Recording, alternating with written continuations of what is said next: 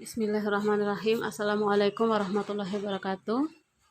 Alhamdulillahirabbil alamin. Segala puji bagi Allah Subhanahu wa taala yang telah melimpahkan nikmatnya dan kasih sayangnya kepada kita, sehingga pada saat ini anak-anak dapat kembali mendengarkan dan menyaksikan video pembelajaran yang pada saat ini kita akan membahas tentang bangun ruang sisi datar atau yang disingkat dengan BRSD.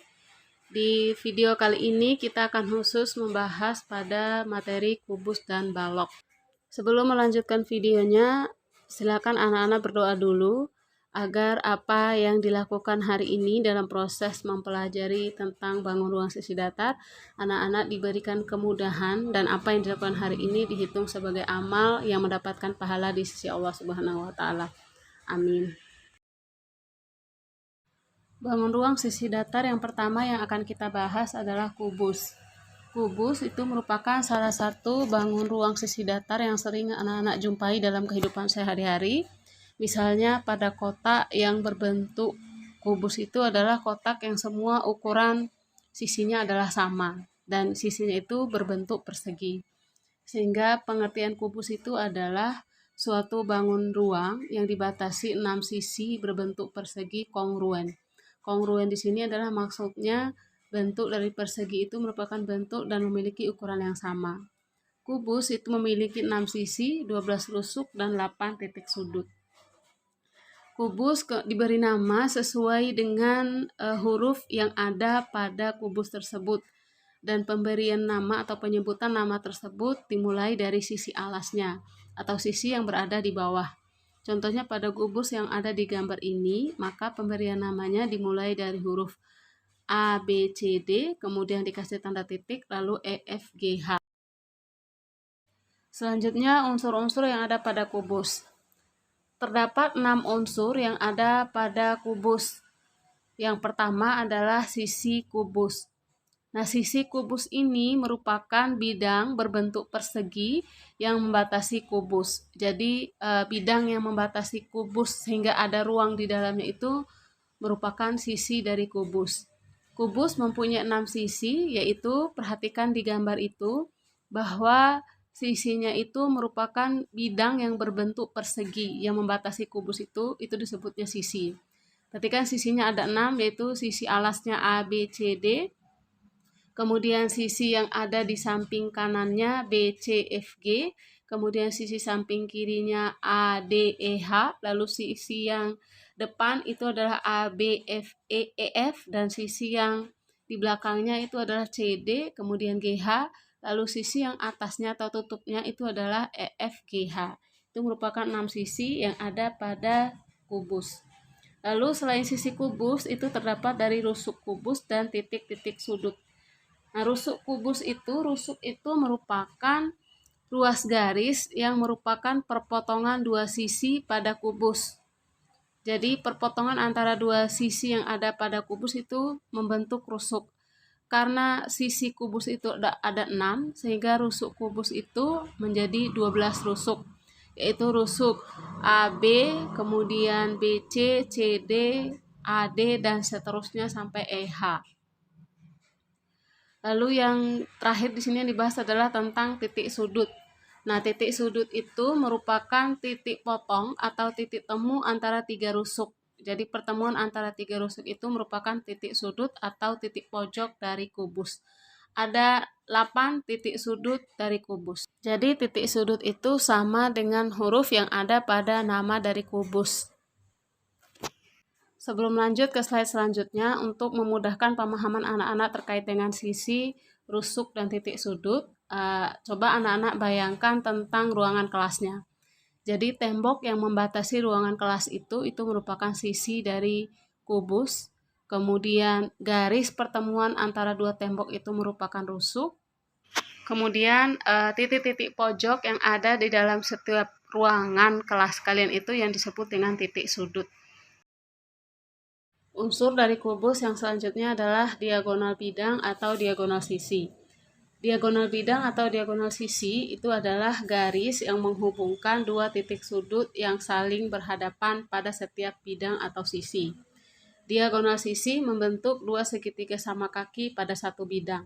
Jadi diagonal sisi yang ada pada kubus itu terdapat 12 karena kubus itu memiliki 6 sisi, dan pada satu bidang itu terdapat 2 diagonal bidang atau diagonal sisi. Sehingga banyaknya diagonal sisi pada kubus itu terdapat 12 diagonal sisi. Yaitu contohnya di gambar itu adalah diagonal sisi BE.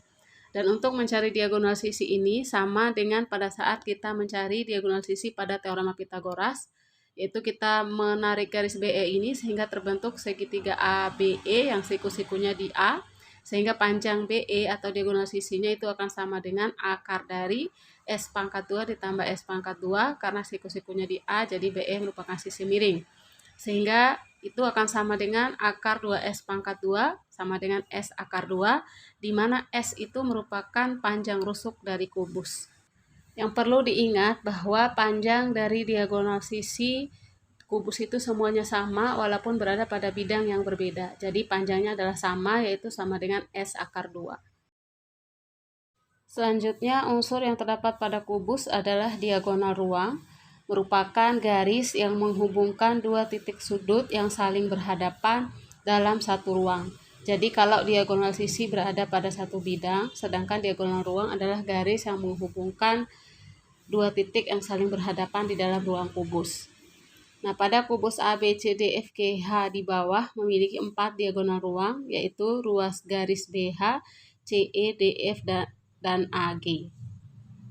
Jadi yang diberikan contoh di gambar itu merupakan diagonal ruang CE. Untuk mencari diagonal ruang ini sama dengan di teorema Pitagoras, yaitu diagonal CE ini akan membentuk segitiga siku-siku ACE, di mana siku-sikunya di A, sehingga panjang CE-nya setelah diterapkan teorema Pitagoras diperoleh panjang CE-nya itu akan sama dengan S akar 3. Sekali lagi, panjang diagonal ruang di kubus itu panjangnya selalu sama, yaitu S akar 3, di mana S itu merupakan panjang rusuk dari kubus.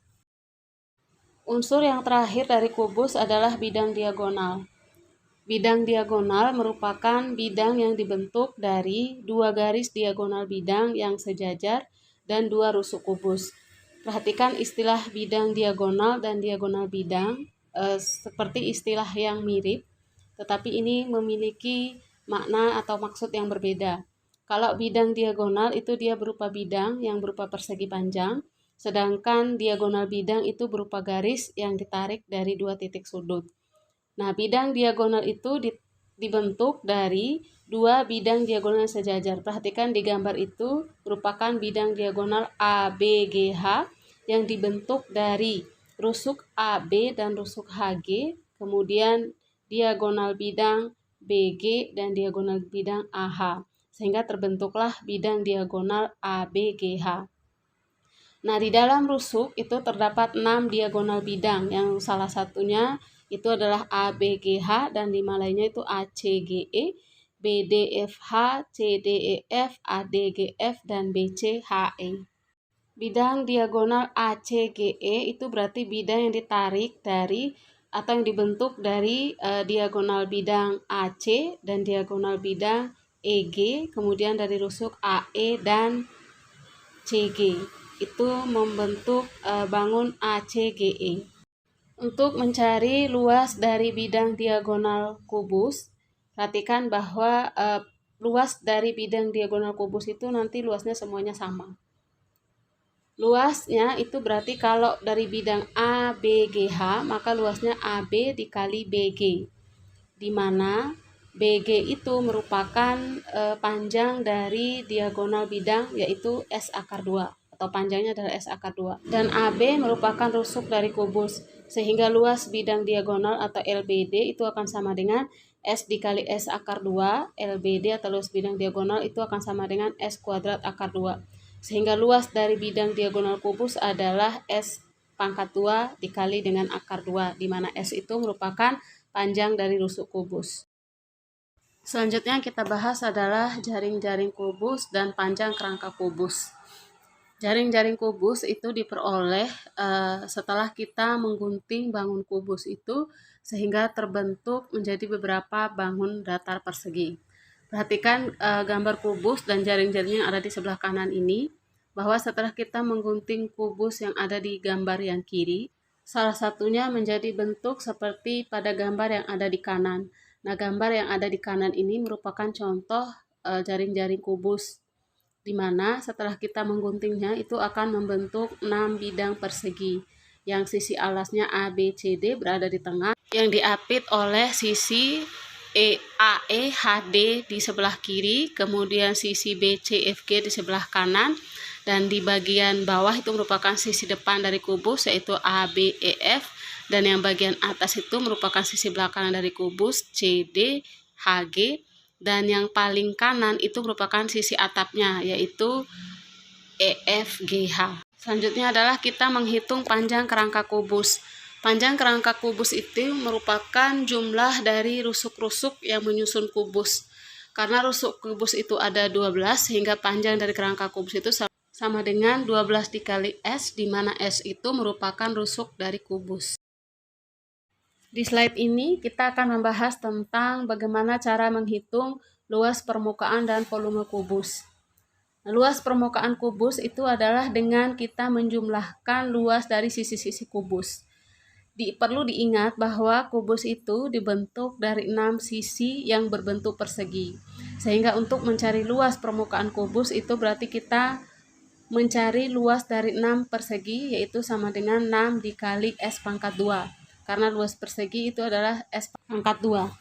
Sedangkan untuk mencari volume kubus adalah, volume itu merupakan besaran isi yang ada di dalam kubus atau isi dari ruang kubus. Sehingga karena panjang rusuk dari kubus itu semuanya sama, maka volume kubus itu sama dengan S dikali S dikali S atau sama dengan S dipangkatkan 3. Sekali lagi, di mana S itu merupakan panjang dari rusuk kubus. Contoh soal yang pertama, diketahui sebuah kubus dengan volume 1728 cm3. Tentukan A panjang rusuk kubus, B panjang diagonal sisi dan diagonal ruang, lalu yang C luas bidang diagonal dan luas permukaan kubus. Yang pertama adalah kita mencari panjang rusuk kubus. Perlu diingat bahwa volume kubus itu sama dengan S pangkat 3, sehingga untuk mencari S itu merupakan akar pangkat 3 dari V. Atau kita mencari bilangan yang jika dipangkatkan 3 itu akan hasilnya sama dengan V.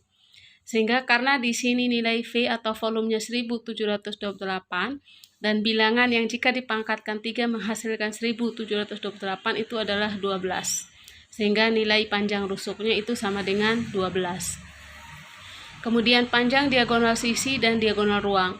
Diagonal sisi itu panjangnya itu sama dengan S akar 2. Karena S-nya itu adalah 12, sehingga panjang diagonal sisinya adalah 12 akar 2. Dan panjang diagonal ruang dari kubus itu sama dengan S akar 3. Karena S-nya 12, berarti panjang diagonal ruangnya sama dengan 12 akar 3. Selanjutnya luas bidang diagonal. Luas bidang diagonal itu akan sama dengan S pangkat 2 akar 2. Ingat ya, di slide sebelumnya sudah kita bahas rumusnya. Luas bidang diagonal itu sama dengan S pangkat 2 akar 2. S-nya adalah 12, berarti 12 pangkat 2 dikali dengan akar 2. 12 pangkat 2 itu sama dengan 144 akar 2 cm pangkat 3. Pangkat 2, sehingga luas bidang diagonal itu sama dengan 144 akar 2 cm kuadrat. Sedangkan luas permukaan kubus itu sama dengan 6 dikali S pangkat 2, berarti 6 dikali 12 pangkat 2, berarti 6 dikali 144 itu sama dengan 864 cm kuadrat. Sehingga luas dari permukaan kubus itu adalah 864 cm kuadrat. Contoh soal yang kedua, diketahui sebuah bak berbentuk kubus. Bak tersebut berisi air sebanyak 3/4 bagian dari volume baknya. Jika volume air sama dengan 384 liter, tentukan yang pertama tinggi bak, lalu yang kedua tinggi air dalam bak. Untuk mencari berapakah tinggi baknya, maka kita mencari dulu berapakah volume dari bak tersebut. Karena di soal ini yang diketahui hanya volume air. Perhatikan di soal diketahui bahwa volume air itu sama dengan 3/4 dari volume baknya. Sehingga kita masukkan nilai volume airnya 384 sama dengan 4/3 dikali V bak.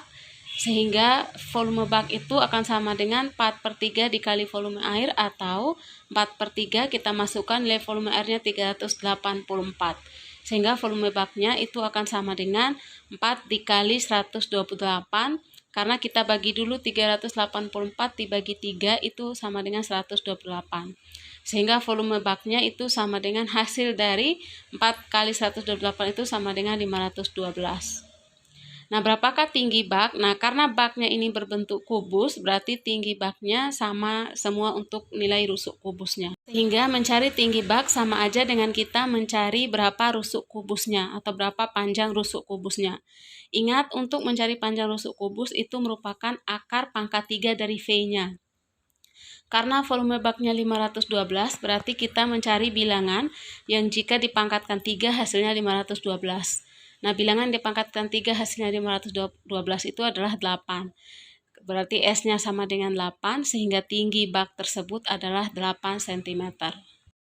Selanjutnya, kita menghitung berapa tinggi air dalam bak. Sebelum mencari berapa tinggi air dalam bak, perhatikan gambar. Bahwa di gambar itu, gambar yang biru itu merupakan air yang ada di dalam bak, yang terisi di mana di bak tersebut hanya terisi 3/4 air. Sehingga untuk mencari volume air dalam bak ini, berarti kan sisi kubus atau rusuk kubus dikali dengan rusuk kubus dikali dengan tinggi air. Sehingga volume air itu akan sama dengan S dikali dengan tinggi airnya. Berarti volume airnya adalah 384 sama dengan rusuknya adalah 8. Kemudian kita kalikan lagi dengan 8 dikali dengan tinggi airnya. Sehingga tinggi air itu akan sama dengan 384 dibagi dengan 64.